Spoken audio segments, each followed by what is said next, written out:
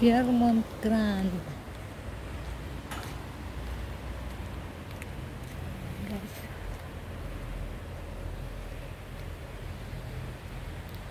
maglakad-lakad ako kunti bago ako pupunta sa market. Ayan lapit lang kami dito sa park. May mga upuan dyan, maganda magtambay lalo na pag hapon kasi may mga upuan dyan at may mahangin pa. Diba guys?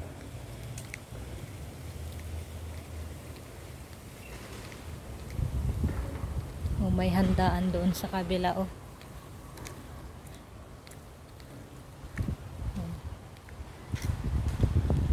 bawal lang mag-swimming dito, mag-fishing, do not enter to the water, bawal din mag-release ng mga animals, lalong-lalong no littering at no dogs in water. Ito yung mababa yung tubig ngayon nag-low tide. Yan, may handaan doon sa kabila laksa pa lang makilaya.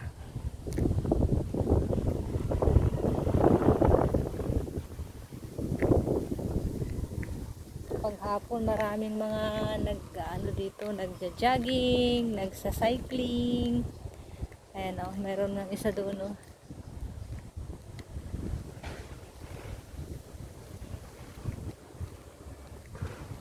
Ayan. Dito sa mga puno, may mga paghapon, lalo na paghapon. May mga iguana dyan.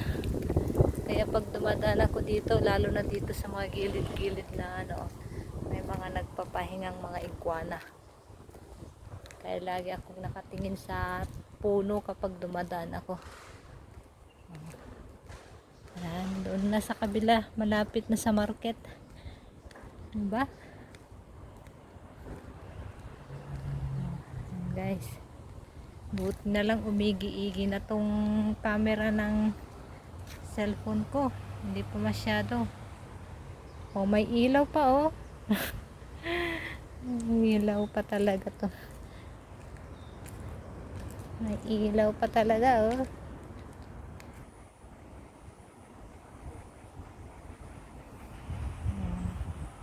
ang lamig, ang sarap magtambay dito.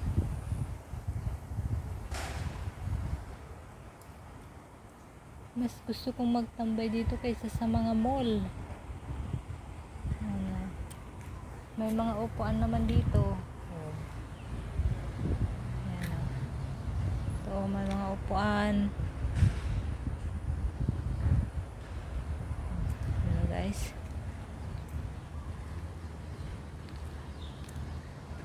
Lakad na ako.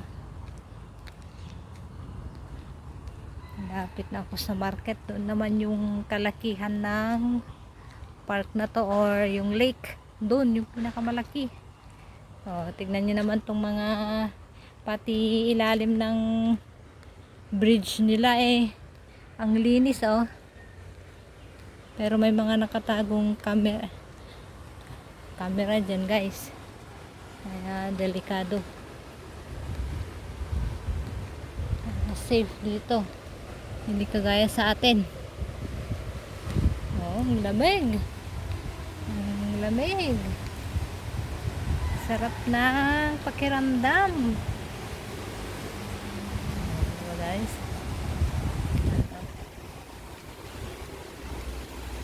hindi na ako pupunta doon. Ayan papunta yun doon.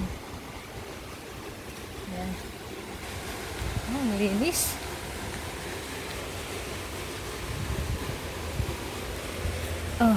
Diba, kulang ako saglit. So ayan guys, punta na ako ng market. Naglakad-lakad lang ako konti para hindi naman laging nakahiga, nakaupo. Diba guys? Sige na guys, paki-follow naman, Alaman Kabsat, pa-subscribe na rin. Oh, may mga nag-fishing doon. Alam na nga nilang bawal mag-fishing eh. Nag-fishing pa rin sila. Ay, pasaway talaga tong mga taon to.